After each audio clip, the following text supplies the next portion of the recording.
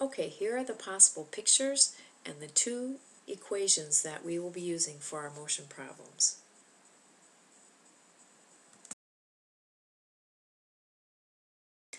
Alright, here's our first problem. Two trains leave Kingston at the same time.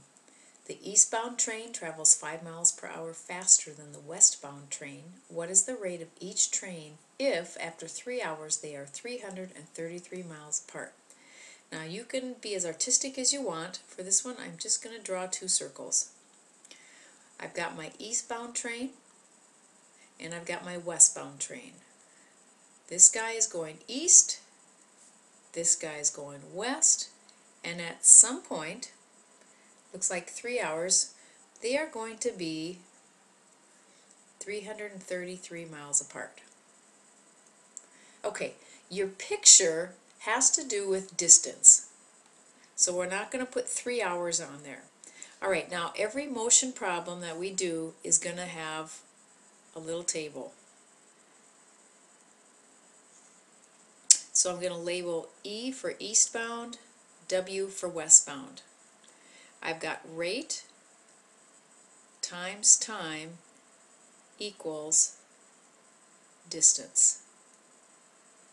That's what my table is going to look like. So put in the information for the first two columns, the rate and the time. Now, I don't know the rates, that's what I'm trying to find out, but I do know that the eastbound train is going 5 miles per hour faster than the westbound train. So that means for the eastbound train, I can add 5 to the westbound train. So I don't know anything about this one, I'm going to put an R. This one would then be R plus 5. Alright, for the time, here's my time. 3 hours. So you actually put the number in there. Okay, now, at this point, do not look at your problem anymore. You have to fill in your D column using only what's in your table. So I've got 3R for the westbound and 3 times the quantity, R plus 5.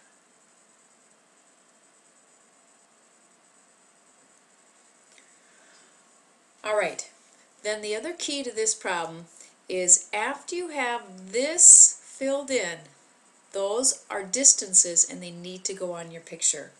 So the distance for the eastbound train is 3 times the quantity, R plus 5. For the westbound train, it's 3R. Okay, now look at what you have for your picture. We talked about this at the beginning of this video. This is a D1 plus D2 equals distance total. I've got two distances, 3R, and my other one is 3 times the quantity, R plus 5. That must add up to 333. Okay, let's solve that. Alright, I've solved the equation, and I got R equals 53, which means R plus 5 is 58. Now remember what those mean. The eastbound train must have been going 58, and the westbound was going 53.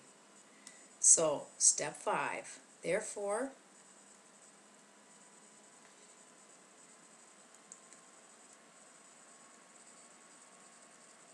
the eastbound train is going 58 miles per hour, and the westbound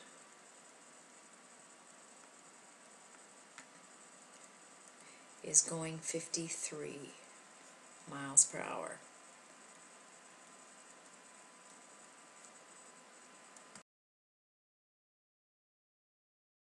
Here's our next problem. Brandon and Sue walk to Sam's house at a rate of 4 miles per hour.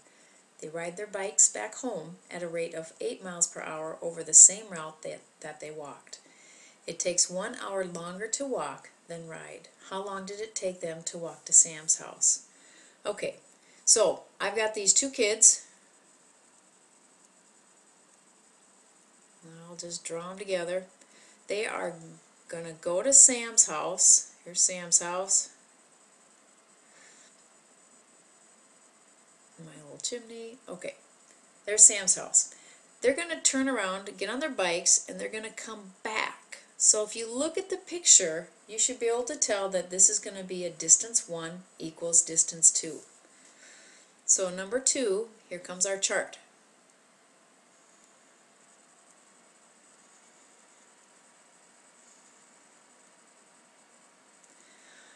I've got rate times time equals distance.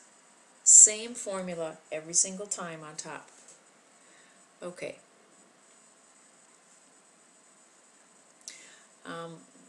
To Sam's and from Sam's. Now, the rate that they go as they walk is 4 miles per hour. That's right here.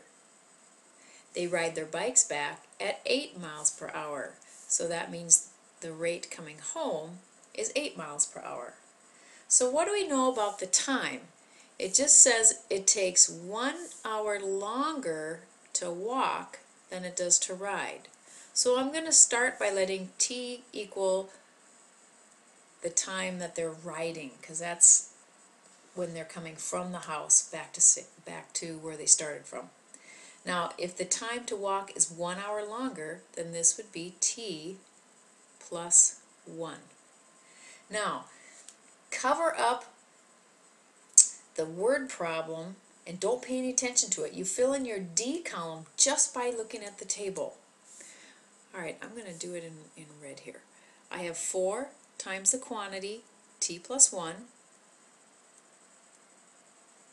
and then 8 times t. Alright, I need to put those distances, because those are distances, they need to go on my picture.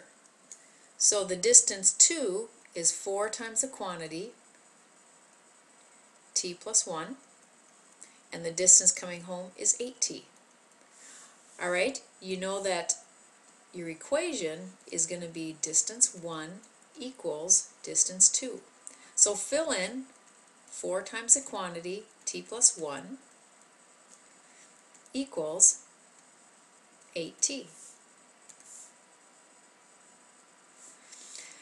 Now we solve. Alright, when I solve my equation, I got t equals 1, which means t plus 1 must be 2. I put my step 4 here, and then write my conclusion, and make sure my conclusion answers step 1. We are supposed to find the number of hours to walk to get to Sam's house. Alright, so the number of hours would be this amount right here.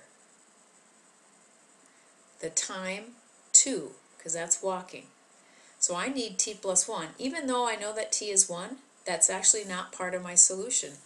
I just needed it in order to find the t plus 1. So therefore, it took 2 hours to walk to Sam's. Make sure that your step 5 always answers your step 1.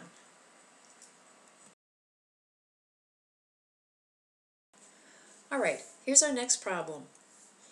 Steve leaves the store and rides his bike towards home at 9 miles per hour.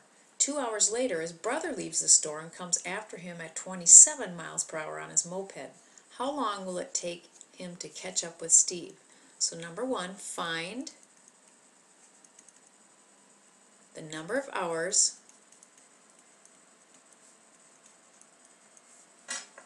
for the brother to catch Steve. Okay, number 2. We have Steve at the store and he rides his bike towards home. So he's at the store, he's on his bike, and he's heading home. Okay, here's home.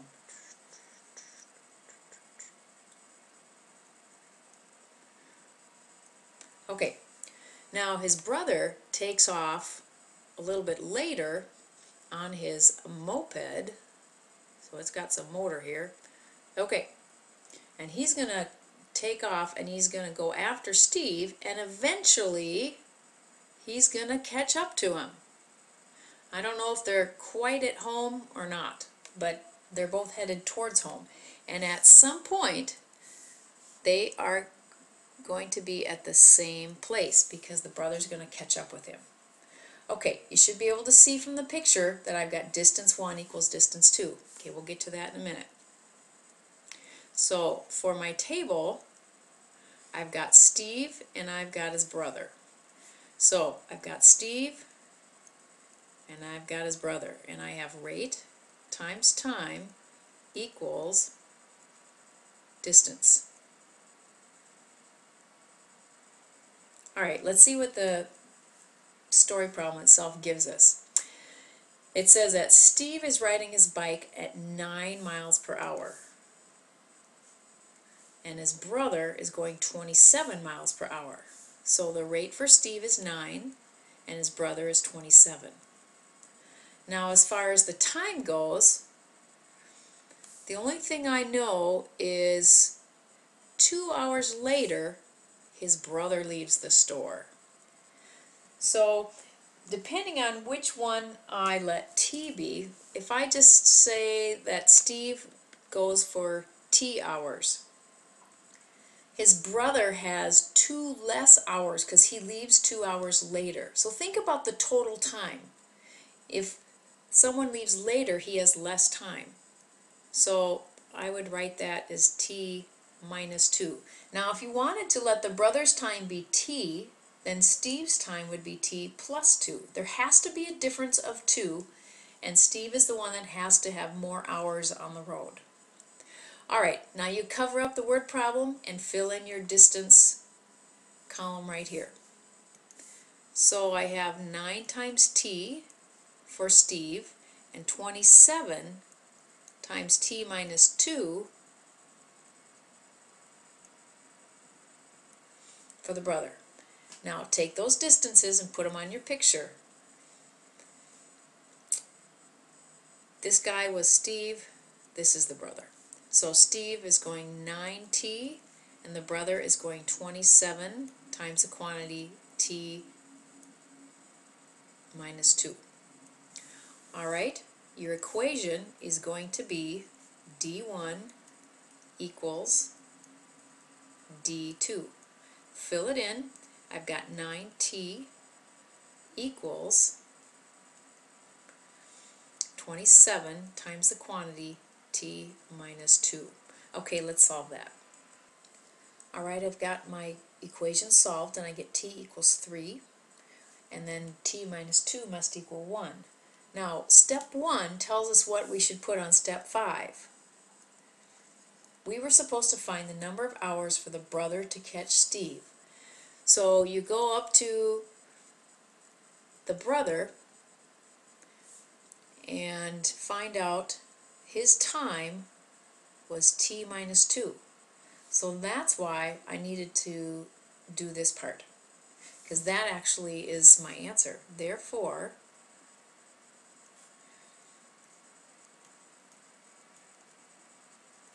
the brother catches up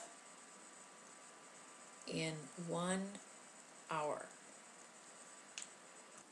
In summary then, for motion problems, you need to remember that rate times time equals distance.